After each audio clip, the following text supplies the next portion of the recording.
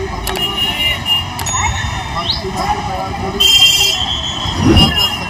प्रधानमंत्र्यांची सातारी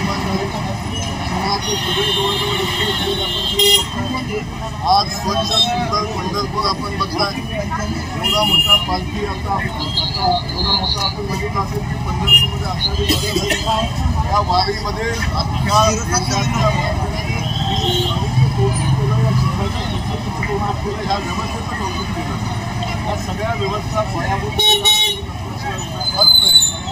आपण बघितलं असेल चंद्रभागेमध्ये जे भाविक आले आणि मनसोक्त स्वच्छ सुंदर चंद्रभागा आपण सगळ्यांनी अनुभवली.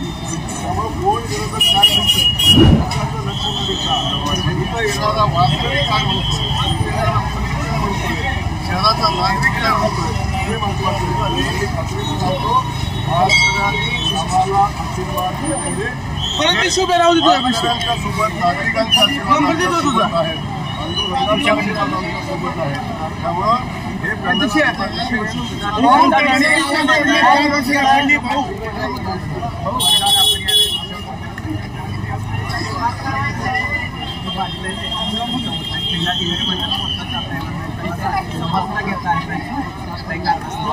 आपण आपल्याला मी सांगतो आजपर्यंत उज्जैनला विकास झाला, काशी विश्वेश्वराचा विकास झाला, आपण अयोध्येचा प्रभू श्रीरामाच्या या ठिकाणी नागरिकांना त्या लोकांचं समाधान झाल्याशिवाय कुठलंही काम या ठिकाणी होणार नाही.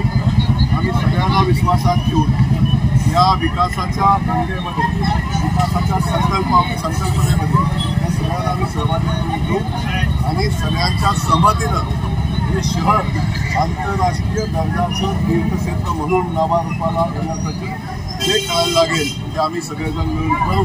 याबद्दल आपण सगळ्यांनी आश्वस्त. सांगोल्यामध्ये एकनाथ शिंदे शहाजी बापूंसाठी सभा घेण्यासाठी सांगोल्यात येत आहे, त्यांच्यावरती अन्याय झाला अशी बावलं सांगोला करायची. आपण एक गोष्ट समजून घेतली पाहिजे, ही निवडणूक स्थानिक स्वराज्य संस्थेची यावर आम्ही पुन्हा सांगतो कुठलीही निवडणूक कुणाच्या राजकीय व्यवस्था होण्यासाठी नसते, तरी त्या भागाच्या विकासासाठी असते. त्यामुळं स्थानिक लोकांनी एकत्र येऊन वेगवेगळ्या आघाड्याच्या अनुषंगाने वेगवेगळ्या पक्षाच्या नेतृत्वाखाली निवडणूक होतात. शहाजी बापूंनी आज अखेर मी पालकमंत्री म्हणून काम करत असताना माझ्याकडे युतीसोबत येण्याचा एकही प्रस्ताव दिलेला नव्हता.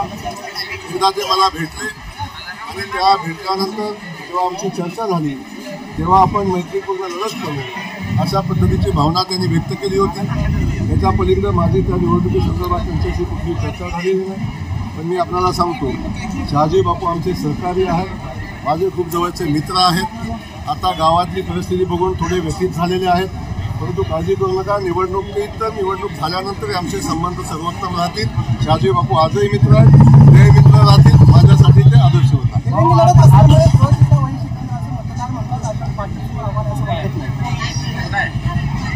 आव्हान सहन करण्याची, आव्हान स्वीकारण्याची भारतीय जनता पक्षाला सवय आहे. आव्हान स्वीकारलेलं आहे, पण समोर आव्हान नाही ही आमची अडचण आहे. आपण सातत्यानं बघता. फार मोठा बागलबुवा बिहारमध्ये उभा केला, फार मोठा बागलबुवा महाराष्ट्रावरच्या निवडणुकीमध्ये उभा केला, पण निवडणुकीचे निकाल प्रत्यक्षात जेव्हा लागले तेव्हा तिथली परिस्थिती काय होती आपण सगळ्यांनी अनुभवले. आजही सांगतो पंढरपूर शहरामध्ये येणाऱ्या वारकऱ्यांचे आशीर्वाद आदरणीय देवाभाऊंच्या सोबत आहे. या ठिकाणच्या सगळ्या नागरिकांना दिलेल्या सुविधा नागरिक आपल्या उघड्या डोळ्यानं पाहतोय.